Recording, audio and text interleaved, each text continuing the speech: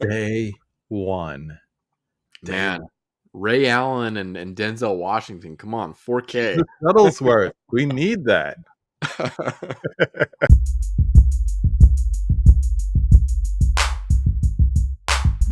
What's up, y'all? It's KB, and I love movies. Today, we are joined by fellow physical media collector, fellow lover of movies, and just like me, someone who just wants to talk movies. Probably don't have enough people around him to do that with, so I'm going to do it with him today. We have my friend David from Film Collector Archive. How's it going today, sir? KB, my friend, it's been long time due for you and I to Long have a time chat. coming. And we've got our libations today. We're gonna enjoy a sip. But so good to be here, brother. Hey, cheers. Cheers. Absolutely. Yeah, so good to be here, man. So, this is not a part of the conversation, but it's equally as important to me. What are you sipping on as we just took a little sip of our beverages? Yeah, so the last couple years, my go-to has been Monster, obviously energy drinks, but this is the Monster the Beast Unleashed. Yeah. Their peach flavor, dude, it's got me by the throat. I love these things.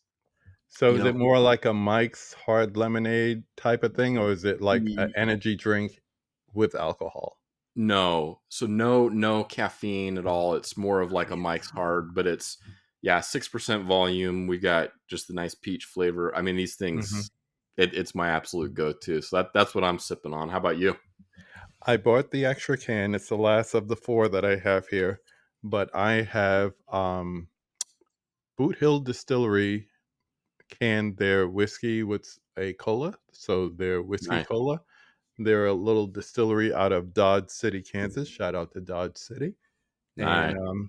quite tasty. So I put a couple of my uh, normally in whiskey ice cubes in it, my big blocks, and it fits in this pint glass and just enjoying it. Perfect. Yeah. No, glad we got a couple drinks to help us through.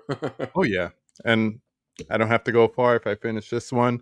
I know that I have another can with me. So we're just going to vibe out and we're just going to talk movies because, I mean, it's what we do, it's what we love.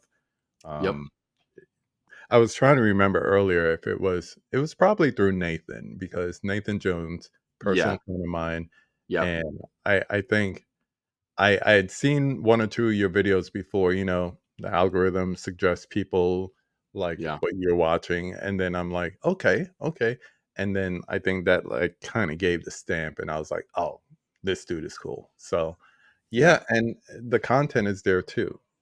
So Yeah. I'm gonna just start with the typical non-movie question, and Sure. then we'll get into the movie stuff. So Yeah. we kind of were talking about this before, but what and where is going to be your first tattoo? Oh man, yeah. So this has been something that's been a long time coming for me. I'm definitely looking forward to starting to drop some ink. So I think the first I'm just going to start out slow because I'm a 1984 baby. I just turned 40, and so I think right here on my right wrist I'm going to get a 1984 just kind of across the wrist here. Orwellian. Yeah, yeah, Orwellian. Yep, 1984 baby right here. I really want to get the opening monologue to the Twilight Zone, Rod Serling's opening monologue, Ooh, and I want to get that here on my left arm. I'm thinking somewhere, here because I'm going to go full sleeves on both sides. Like that's kind of the nice. long term plan. Yeah, yeah. It'd be the opening monologue, and then I was thinking kind of like a classic like television set, Mm. something in that It, ballpark right it here. would be cool if it's like coming into the set. Have it be like an old school set, like what we had when we were growing up, Yeah. like one of Oh those yeah. big, furniture pieces that Yep. used to Yeah. be. That's And the furniture piece television set. yeah, When I grew up with, yeah. I was playing like, NES and Sega Genesis on these things, like over at my friend's grandma's house. I'm like Yeah, that TV. yeah, yeah, that would be cool, but, like, have the words, like, creep into the TV, like, maybe, Mm. like, the ellipsis where he says, "You've just entered dot, dot, dot, the Twilight Zone," or maybe even Oh, have the logo within the TV set, that would be dope. oh, that's cool, man. We're gonna have to have a meeting after Oh, this. yeah, yeah, yeah, yeah, we'll get it together. Yeah. You mentioned that the you started a channel like 5, 6 years ago, and I've been watching for the better half of 2 plus. But Yeah. if you could go back, do you remember what made you start the channel? I really had to convince myself to start the channel, and I was absolutely petrified starting that channel and getting that first video out there. And more, I think the reason for starting the channel, it wasn't even necessarily community. It was that this, I have this love for movies just erupting inside of me. And I had to have some kind of outlet where I could just kind of put that out to the world and just see what came back. Yeah. And, so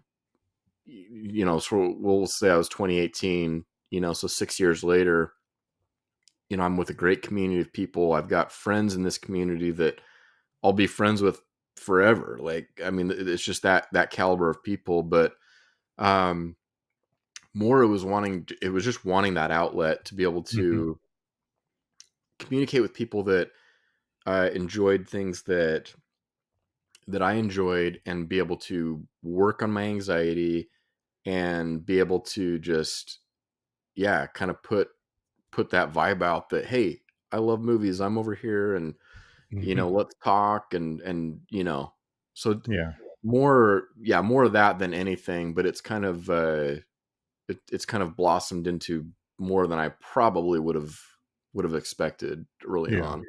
Yeah. I know, like you said, it took me 18 months from when I said I was gonna do it to actually Yeah. doing it. So I totally get where you're coming from with that.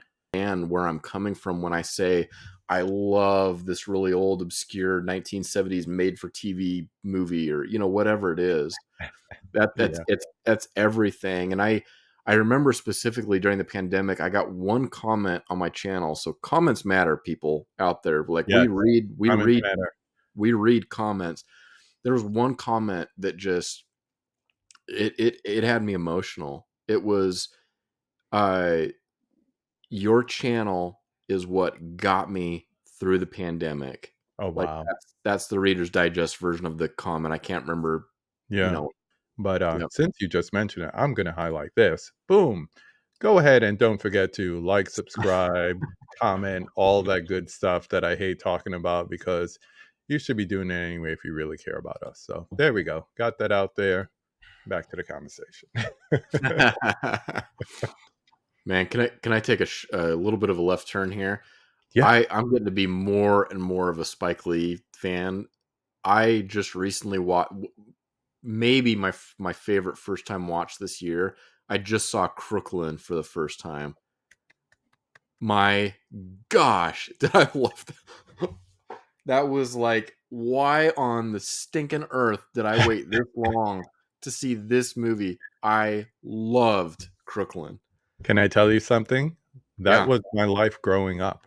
Oh my gosh. I grew up in a brownstone very similar to that one, Oh, you did you? know Yeah, yeah. I mean, that was my life in Brooklyn when we were growing up. So, to see that on film was, like, part nostalgia. Of course, there's still story making and everything, but it's like I can identify with that. I can So identify with the way those kids are playing and everything like that. It just all hit home for me so hard. So, so yeah, is that's so is actually one of my do favorite Spike Lee joints. oh, it's so good, KB. So, I mean, Do the Right Thing has gotta be, like, one of your way, Easily way, way, number way, 1. way up there. Easily number 1. For a while, I have my criterions. I moved them down a little bit because the 4Ks require more than, like, a little corner space as they release Yeah, more and I pick up more. But yeah. for a while in our old house, I had that proudly displayed, front cover facing, behind me. So, yeah, despite all his other excellent titles, that is still number 1. For matter of fact, talking tattoos, my daughters wanna get a matching tattoo that is just like the logo, and the phrase that says "Do the right thing." I was like, Mm, "Put it somewhere you could always see it." yeah. That's my dad move. Yeah, Like, yeah, put yeah, it yeah. somewhere you could always see it.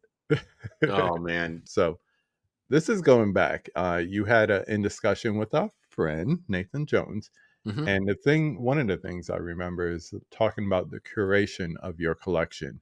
So Yeah. do you think it's a concerted effort or more of like a ebb and flow mentality of the typical collector? So curation with kind of the like casual collector, I don't think that's something that really comes into play. It's just like, things are marketed to us and it's like, oh, that looks cool. I'm going to pick that up for sure.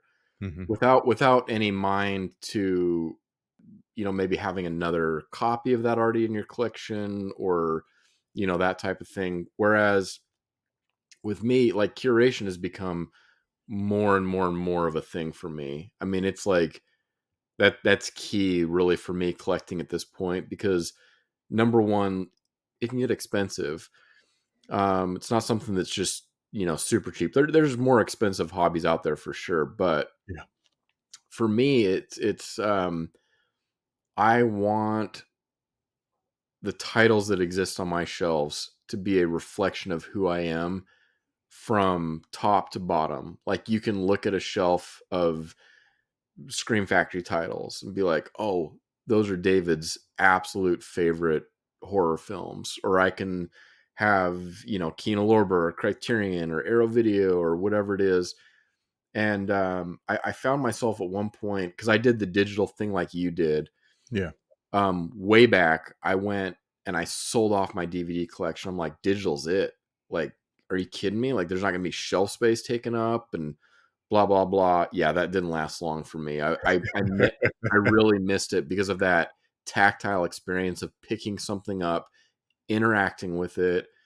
You kind of feel at one almost with the filmmaker to be able to like put the disc in. It's like this ritual of that physical media carries with it that I love so much. And so the more that I curate, and so it's like there's a lot of titles, going out, and there's I would say less titles coming in these days.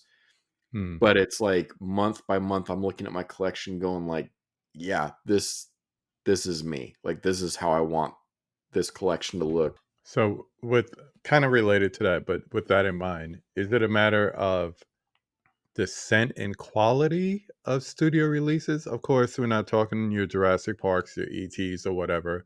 Or is Yeah. it a love of boutique releases as time goes on, especially, special features, whatever it is? What has made your collection become almost like a 90-10 split boutique to studio? Yes, and it is a 90-10 split. Like you hit the bullseye there. And for me, it is because I'm not anti-streaming. I'll put Hmm. that out there. I'm not anti-streaming. I stream all the time. But when it comes to physical media, I have really kind of focused on the I guess the collector's box sets that have, like a really nice book of essays included. Like I'll point back here again, like my indicator shelf here, they are the chef's kiss of Mm, boutique labels. I mean, you get a box set of film noir titles with a 120-page book of essays and not to mention supplements on disc. It's right, like that's the stuff that I really focus on.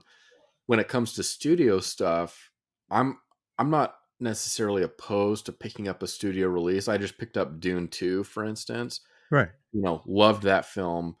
I don't feel this inherent need to own all of the studio stuff because I feel like it's usually pretty bare bones. And so there's Mhm. some titles that I love, movies that I absolutely love, and I'm totally fine just having those streaming on my Apple TV.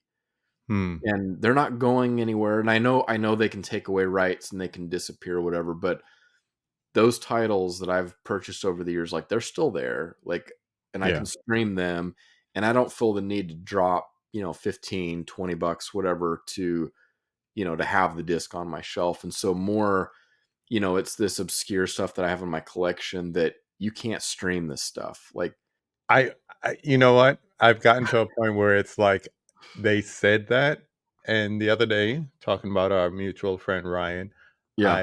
I, and by the way, he's the one that recommended you for this, but Oh, cool. yeah, I don't remember. He's been on twice. I don't remember if it was the first or second time, but, Oh, nice. and of course, Nathan mentioned it too, but I was rewatching his interview with Sean Baker, which excellent. Mm, Too yeah. short, whatever. Oh well, the Second Sight stuff has been amazing. Second Sight, Thank you. Dawn Yeah. of the Dead. I mean, what else? The Drive Yep. set. I mean, they're doing the Hitcher. That's a big one for a lot of Oh my people. god! Yep. And however long ago, let's say that was 2 years ago, and they were talking about Hitcher coming out on Second Sight then. Man, it's been a long time, hasn't it? Yeah. I mean, I'm like hanging on every word coming from them, like, oh, the 4K master done. Oh, oh, oh, oh. I purposely did not buy the Umbrella one because Yep, I'm like, me too. but I love Second Sight. I support Second Sight. I'm gonna wait for the Yeah. Second Sight. Yeah. And that, well, I was joking around with because I was on with Tony and Stephanie on a like a stream a little bit ago, and they Yeah. brought that up, and I was kind of the sucker for not having picked up the Umbrella release, but I'm like, but the Second Sight's coming. No, I did the same thing. And yeah, because I'm like, no, it's like it's Second Sight for me. Like they're okay, so they're released for Drive. Oh my god. Oh my gosh. I mean, like top 10 physical media releases of all time for me. Yeah. Yeah. That number one, the film is just incredible, but their release, it's out of this world, man. And the thing is, I tell people, if you're gonna buy a new TV, make sure you have that disc because when it's dark and you set your OLED settings correctly and it's calibrated, So that's good. the first movie you want to put in.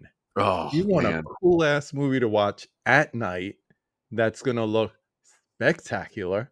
Yep. You want to put in that Second Sight version of the Drive 4K Oh, release. It's just beautiful. dude, So, you get the pink credits coming across the oh, screen, downtown LA, like just put me to bed, talk man. about noir. That is LA modern neo Oh, noir right there. If you don't have Drive from Second Sight on 4K, yeah.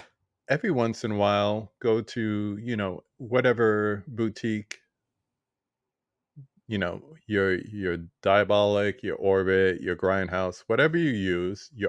your Atomic. Shout out to local Oh, distributors like that. yeah. Every once in a while, they'll have like a slightly used or slightly damaged. You don't even need the big bulky box set, even though I still regret not getting that. I just have the disc, the standard edition. Yeah. But you really want the movie. Yeah. Yep. You really want that movie on 4K. It's Yep. just beautiful. The It's so beautiful. disc is what matters with that restoration on that Yes. film. That's what matters is the Yes. disc. I love the big bulky box sets, Me too. with everything that's included there. Get the disc. I recently had a mistake in ordering. So I don't know who it was through. I want to say it was through our friend Jesse Nelson. We like seeing his address pop up on our mail Yeah. when we get incoming Yep. mail. Yep. But I went to order Second Sight's Green Room and Possessor, which I love Possessor. Oh, And I'm like, so this good. box feels kind of light. And I open it up and it was the 2 standard editions instead of the 2 limited editions. And I'm terrible with going to the post office, whether it's to mail things out, return things, whatever. Yeah. So, he's cool. He's like, hey, just return it, put your order number somewhere in there, and we'll give you the credit and you could order the limited editions. Ask me if I've done that yet. I'm on the verge of just cracking the plastic and saying, I want to see Possessor in 4K again. I haven't seen it in a while. And Yeah. just watching it and just saying, I'm just going to keep the movie. I don't need all that other stuff. Even though Yeah. I want the big chunky box sets, I'm like, Yeah. it's the movie that counts. It's the movie that counts. But you want Yeah. to find out more about Possessor and you will read that book. You will actually, it's like the old Playboy joke. I actually read the articles. I Yeah. will read the articles. But I haven't done it yet. I'm so bad with that. But I want to Yeah. go back to something because I want you to see how my mind works. You said Okay. film noir. Yep. Immediately I went to saying, I'm going to ask him what his favorite is. But my mind went to my favorite, which is Double Indemnity. And then my mind from there went to tell the people about the greatness of Edward G. Robinson. Oh man. Well, Edward G. Robinson is one of my favorite actors of the classic Hollywood era. I mean, gangster films to the John Ford film, The Whole Town's Talking. Mhm. I mean, there's you go outside of the gangster films. I mean, there's great Edward G. Robinson performances, but Double Indemnity, So good. that is also my favorite film noir title. Yes. But yeah, Edward G. Robinson he's just one of those classic, just iconic personalities of classic Hollywood. It's like if I see his name in the credits, it's like, okay, well, I'm gonna have to watch that at least once, because it's Mhm. got Edward G. Robinson. Night Has a Thousand Eyes. Man with You Two know, Faces. you name it. Edward G. Robinson's build, I'm in. Yep. But yeah, Double Indemnity is a really special film. Just because, I mean, you have your tropes of film noir, that we've come to know, through that whole cycle. That one just for me hits on all cylinders. It just does not miss. Like Nope. that, the entire runtime of that film is so perfect. And the dialogue, like if you just closed your eyes and didn't look at any of the visuals and you just focused on the dialogue, it's an incredible experience. Like Billy Wilder, like, and his team, it's not just one person. Right. What Billy Wilder did with that film, the fact that I can close my eyes and have an exceptional experience just listening to the dialogue, Mhm.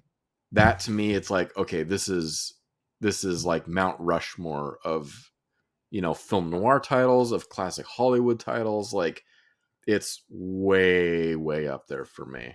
We talk about movies having beats, and Yeah, sure. when I think of a movie with like the perfect beat, like it has that dialogue you're talking about is cadence, the cadence that flows through it, Yep.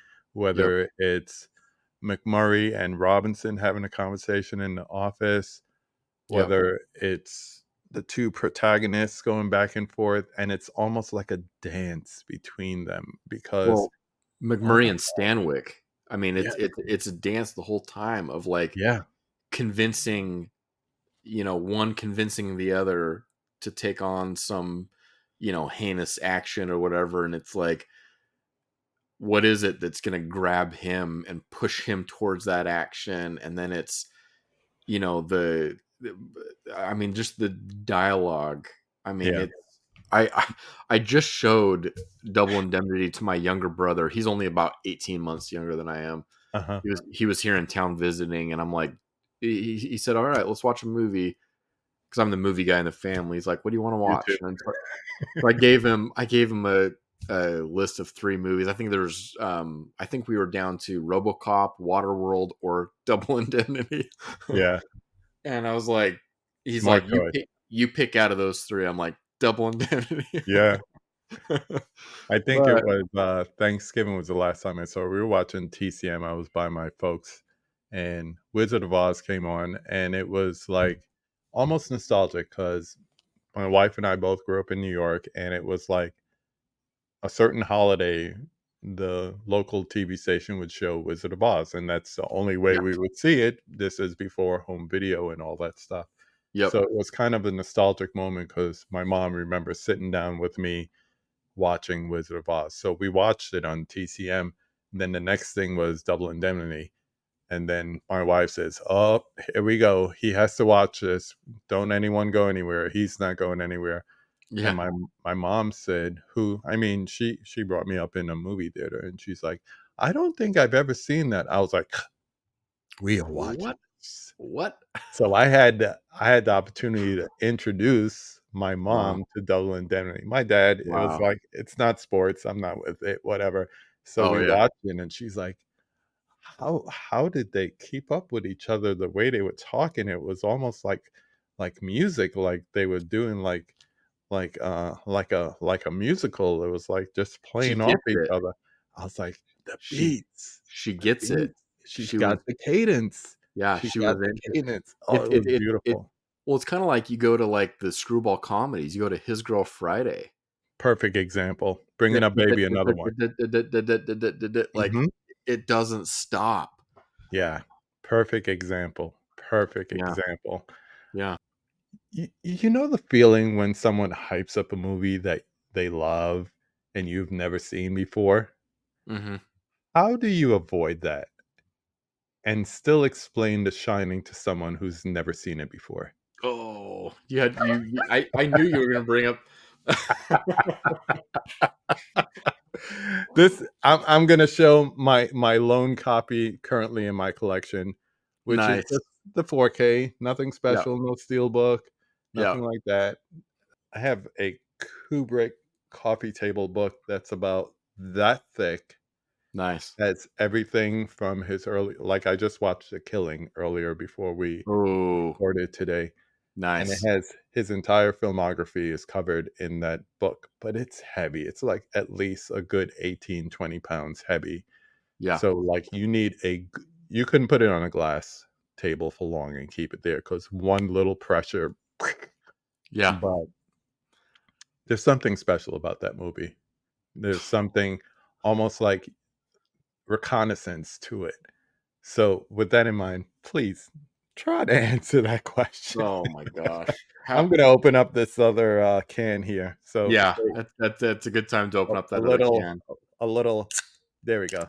Oh, there we go. We got good sound effects going. Yes, we do. And it's still cold. I So, don't need more ice. so up here, right here, you see the Toshin. This is the Shining, um, massive box set. I'm just gonna Mhm. turn the camera a little bit here. We've got Jack It's Jack.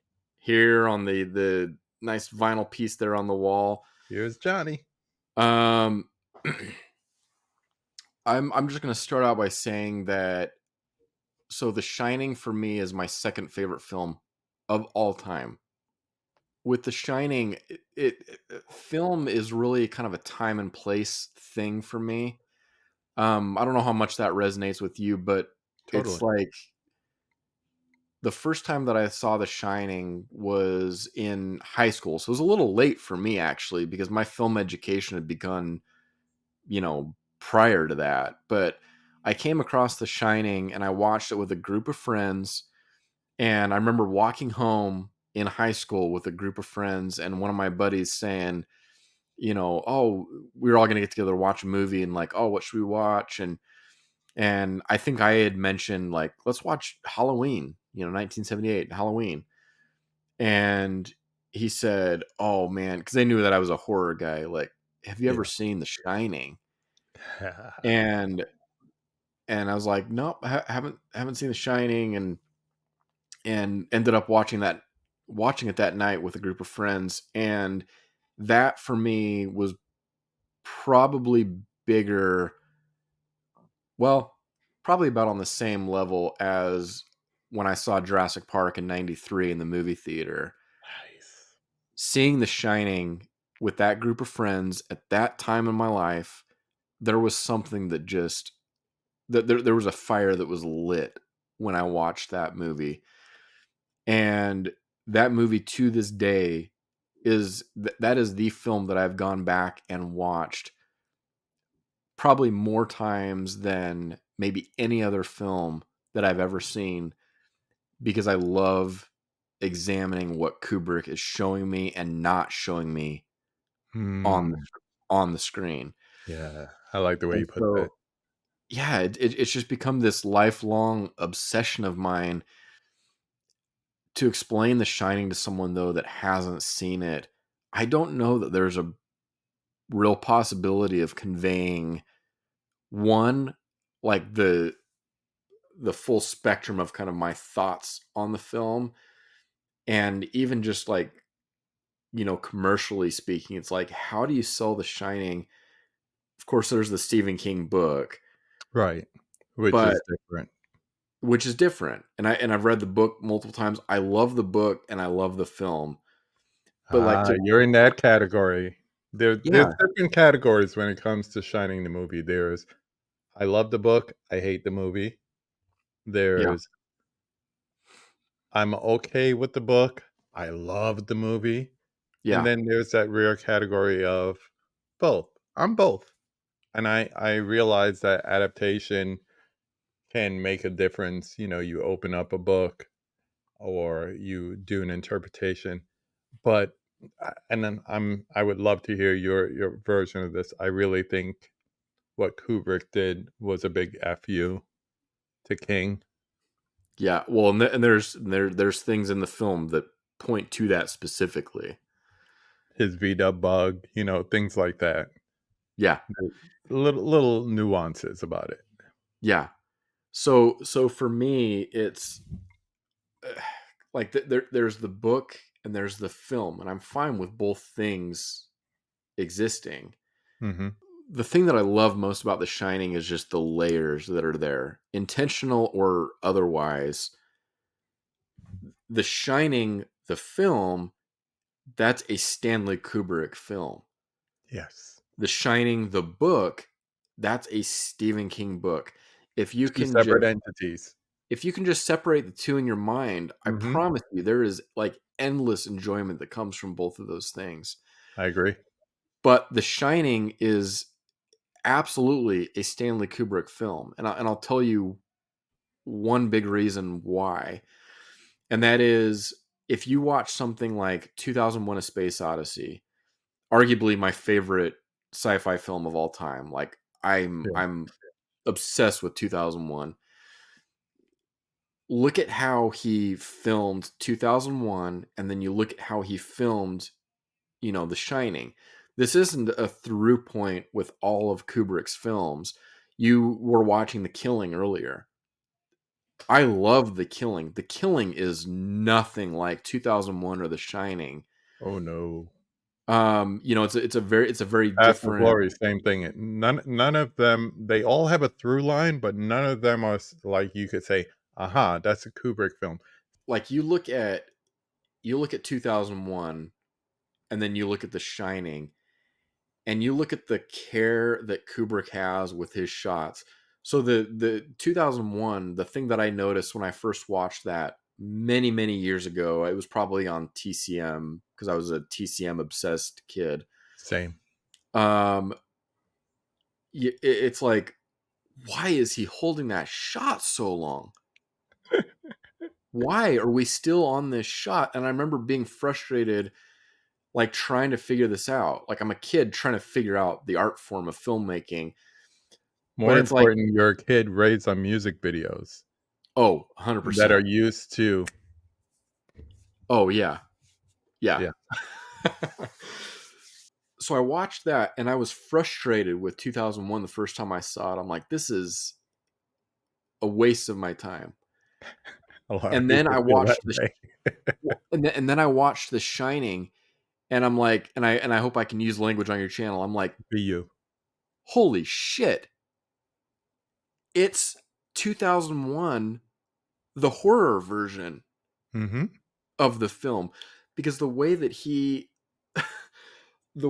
holds those shots, it's like it creates this tension that otherwise could not be there. He holds a shot on Jack. He holds a wide shot on, the Overlook Hotel. Mm-hmm. He holds that shot on Danny, going down the hallway, and it's like, okay, like where The is this POV shot going? Oh my on the gosh. big wheel. Yeah. Yeah, on the big wheel. And then To we the get to the point of being unnerving. That's what I love about it. It but that becomes unnerving. that's what it does because it tests your patience. He's holding shots longer than Billy Wilder holds shots in Double Indemnity. And we're You know, talking mid-40s compared to 80s. so it's like, but he holds the shot. He holds the shot until you're like, why are you still holding this shot? Mm-hmm. And that over the years, it was watching The Shining, went back and informed my previous viewing on 2001, and it's like, holy shit, I get it. Yeah. I get what he was doing there. So that for me is the magic of The Shining. It's like he's got his subject, and then he holds and he just lets you examine what it is that he's showing you. Mm-hmm. And I mean, of course, this is like I'm talking one aspect of The Shining. Oh, there's so Like, many other things like playing with the viewer, being Hitchcock fans, the ability to play with the fact that if you love watching films, whether you want to admit it or not, you are a voyeur. Yep. You like looking in. And that's why for many people, when the fourth wall is broken, it's uncomfortable. Yeah. Ferris Bueller is talking to you, it's uncomfortable. Kevin Spacey is talking to you, it's uncomfortable. You know, Yep. whoever it is in whatever movie or TV show, it becomes uncomfortable because they're invading your space. Meanwhile, all the time, you're looking into theirs. Yeah. So just that ability to invade your space becomes so uncomfortable. So when Kubrick does something like you're in a shot and he does a shot, reverse shot, and he comes back and there's something minutely different about the shot. Oh, And you don't catch it the first time. You may not even catch it the second time. Someone might even have to point it out to you. And you're yep. like, meanwhile, your mind catches it. And your Yep. mind is like, huh? Yep. And then you're Well, like, why am I feeling different all of a sudden? I don't know but what this feeling is. there's no explanation too, like in The Shining. None. Like you're talking shot, reverse shot. So there's shot, and then there's panning over to Wendy, and then there's Mhm. back, and all of a sudden the chair that was on the wall before isn't even there anymore. Mhm. It's like, okay, so now you're questioning everything you're seeing on screen. Or And so rewinding. then there's these different narrative structures at play. So it's like, okay, so then who's telling the story? Are we through Wendy's view, which is a really interesting thought? Are Mhm. we through Jack's view? Are we through Danny's view? Are we through Dick's view? Are we like there's certain things that Kubrick does visually that just shatters your perception Yeah. of what you think you've been watching. Are we shining while watching the Yeah. movie? Yeah. So going way back to your beginning question, it's like Yeah. I have no idea how to explain The Shining to someone who hasn't seen it. It's But like you know you love it. it's such an experience, and an experience that I've come back to time and time and time again. Yeah. It's like that's what you need to know. Me being as animated as I am about it should tell you what you need to know about it. Just Mhm. go watch it. Oh, man. I have one more question for you before we get into the 5 takes. Yeah. And this is kind of going back to the channel. I love the out of print hunt episodes that you've been doing. You've been Yeah. doing it for a while, but a couple episodes so far in. Yeah. Do you have a single white whale or a list of highly sought after out of print titles that, given the opportunity, given the dollars, you would just love to add to your collection? Yeah, the out of print stuff, it's funny. I mean, I've definitely got a list. I take it as they come, and then I'll research them on eBay or wherever they're available, and I'll just kind of decipher from there whether or not it's worth my time. But there's the original Buster Keaton box set from Eureka Yeah. that I would love to add to my collection. Hmm. I've gotten the other. What have they done? 2 or 3 past that. If I was to say today what my white whale would be, it would be that Buster Keaton collection. I have 3. I'll say the most recent one because this is just a matter of you missed out and you could spend the money and get the original one. I'll pan up a little bit. You'll see I have 2 of my 3 Columbia Classic box sets. Oh, I there missed you out go. on volume 1, so I would love to get volume 1, not to be a completist, but just because there's titles in there that I enjoy and they never came out on a single title release. Going back, and even though it's DVD, I don't care. There is a docu-series. There's also an accompanying book. I have the book. Um, called A Personal Journey with Martin Scorsese, big Scorsese fan. And Hmm. it's basically, it shows on TCM all the time. They haven't shown it in a while, but when they do, I catch it, I record it. I have it recorded on pretty much every cloud and hard drive recording I ever had for, recording something off TV. Hmm. But it's A Personal Journey with Martin Scorsese, and it basically goes through the history of film from like early short stays, cowboy shooting at you, the train coming in, Lumiere Brothers, all that, all the way up to, I think it was when he did Casino, because that's the opening shot, the car exploding in Casino. Yep. And the other one is, and this is kind of weird, just because I think it's cool, the sleepaway camp that had the Red Cross on it, and they had to stop making it because they got sued by the Red Cross organization. Oh, That's huh. it. I just think that'd be a nice thing to have. I probably I- would never even open it. yeah. All right. You ready for the 5 takes? Yeah. All right. Let me get to my questions. All right. We'll start as we always do with number 1. Name the film that made you fall in love with the movies. I am a child of the school of Hitchcock and Spielberg. Like that's Hitchcock, Spielberg, and Disney. If I had to name it, but um,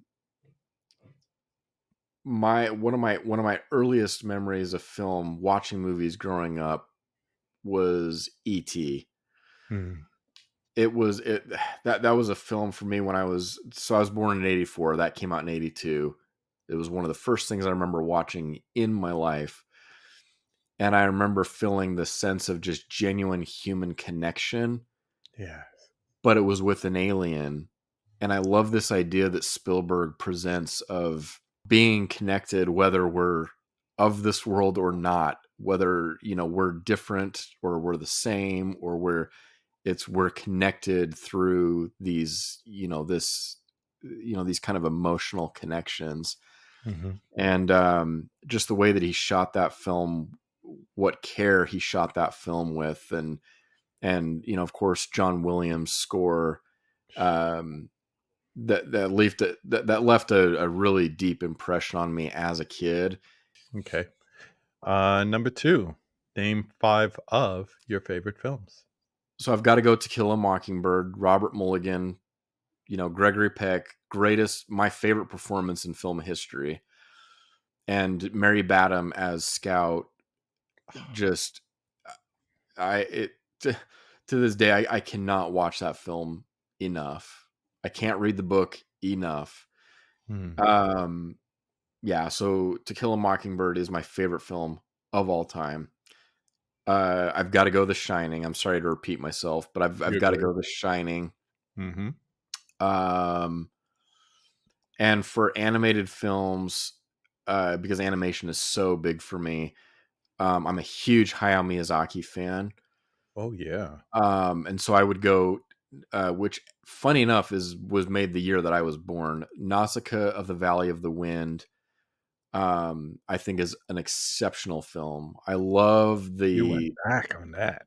it's so good. Nausicaa of the Valley of the Wind, but I could go Castle in the Sky, I could go My Neighbor Totoro, I could go Kiki's Delivery Service, I could go like any number of Miyazaki's, but That's why that I'm surprised you went back like that, because those are more of the typical examples, that people yeah, would kind of like default to.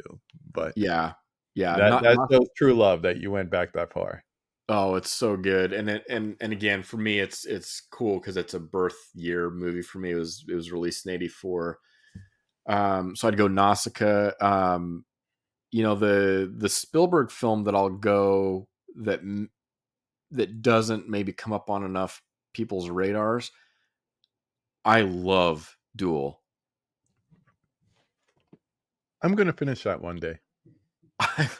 I love Duel. That is like low key my favorite, be like deep cut Yeah, Spielberg film. Like yeah. Dennis Weaver in that film, Spielberg hired him for that role based on his performance in Touch of Evil, Orson Welles' film Touch of Evil, I didn't know that.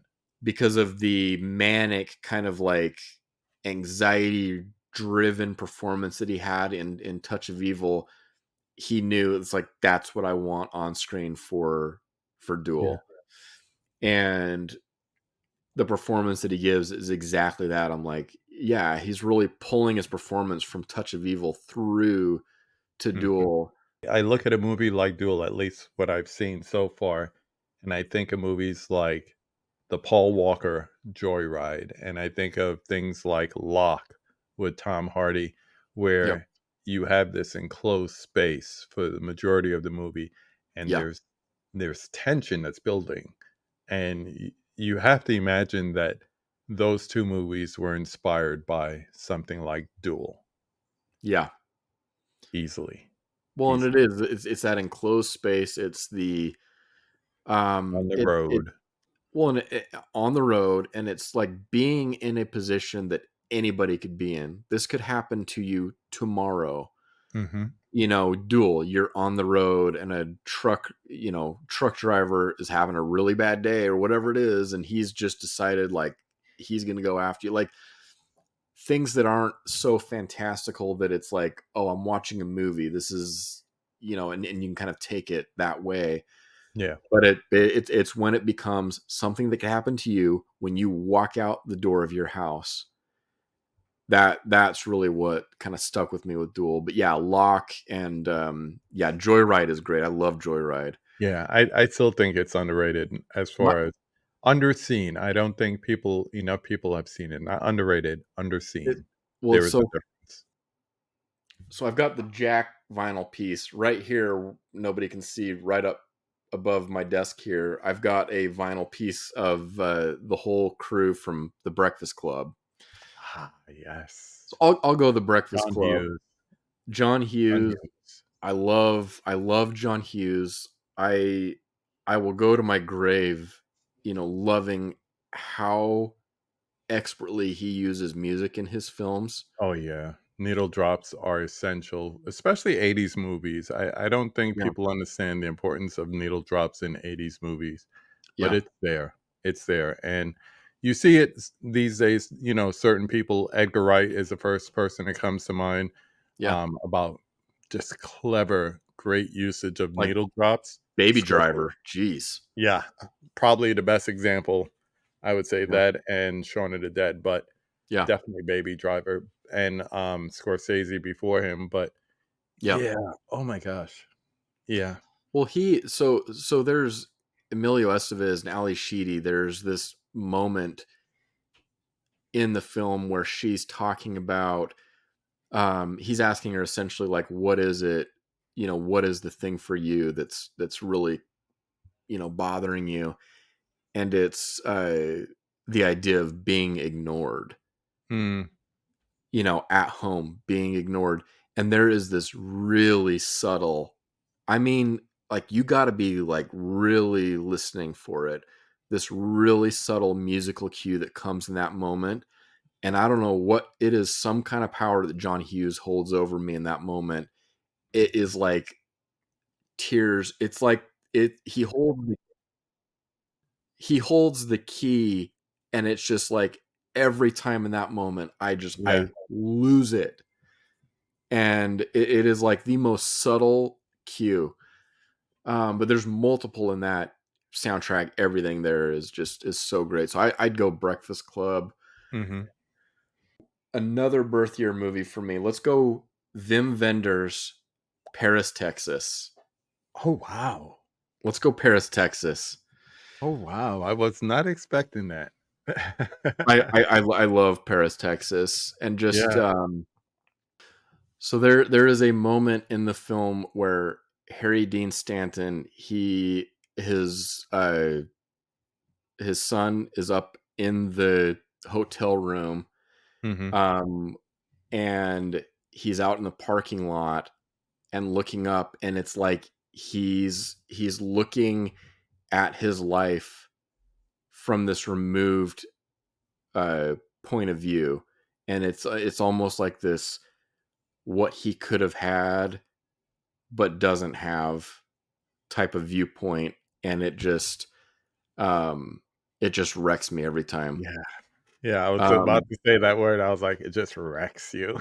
it just wrecks you, but it's that is such a great Wim Wenders film.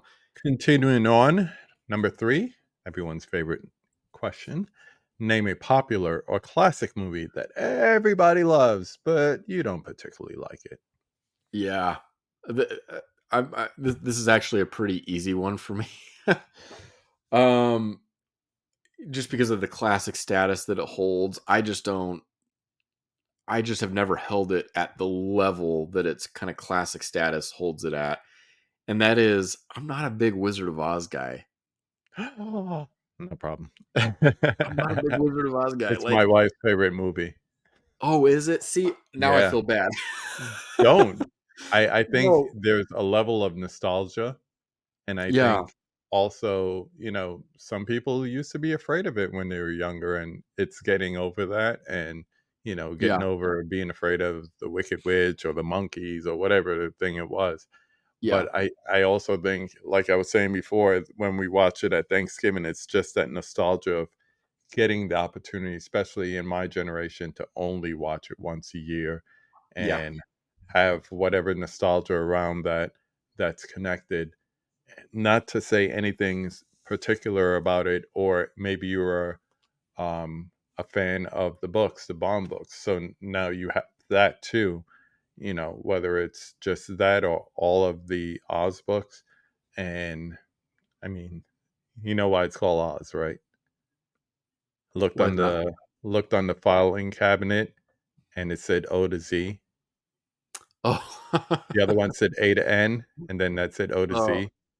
Became Oz. Anywho, oh, so got I, it. I think if you don't have nostalgia for it, just like we were saying with other movies before, it's hard to justify being into it as much as others. But hey, I I had somebody come on here and say they hate The Godfather, so you're oh fine. no, no, we're not gonna You're go there. fine. No, but and don't get me wrong, I don't I don't hate the Wizard of Oz. Yeah, you don't It's particularly one that, like it. but I watch it and I'm like, yeah, I don't quite get that like Yeah, status watching it, but yeah, it's still an enjoyable like classic movie. yeah. Don't feel bad. Never feel bad for your opinion. There's Yeah, no gatekeeping, and there's not a monolithic approach or mind hive to the way we appreciate art. That's the beauty of art. It's subjective. good man. All right, flip that. Number 4, name a critically hated movie that you love. Uh, Also a very easy one for me. I love Waterworld. Hey, you mentioned Uh, that before. I was going to say, oof, yeah, critics are very hard on that one. yeah, Currently sitting at a 47 on Rotten Tomatoes. Not that we care about Rotten Tomatoes, but just for reference, what is yeah. it about Waterworld? Yeah, so that came out in 95, so I was 10, 11 years old. And I remember seeing it and just being really enthralled with this idea of, yeah, the polar ice caps melting and, the water, taking over these little atolls and different like communities of people. And it was kind of this, the way that community was built within this new kind of way of being, I guess, and just the Hmm. scarcity of resources and just the way that they had to travel from place to place, and not to mention the score. I mean, I thought it was a very exciting movie musically speaking, Yeah, and in the end was really cool. I don't know. It's I just think it's a good time. It's high action. It's high thrills. It's great music. yeah. It's an interesting plot. Like it's kind of all there for me. I think at the time the release was like a little over 2 hours. Now that's a standard movie, Yeah, and I think it's also sometimes I think critics are too close to production companies and studios where they know too much inside information before they get a chance to fairly critique a movie. So yeah, it's like, it's the most expensive movie ever made, and it right. didn't live up to it.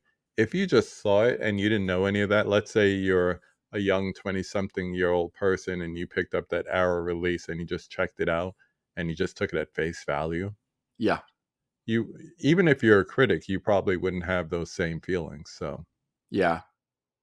It kind of captured the zeitgeist for me of the '90s and kind of what I loved about movies from that era. mhm. And in fact, I think I put it in the Tim's '90s Yeah, Shout out Tim Talks Talkies. Yeah, Tim Talks Talkies. I'm pretty sure I put that. In fact, I'm certain I did. Yeah. Yeah. This was fun.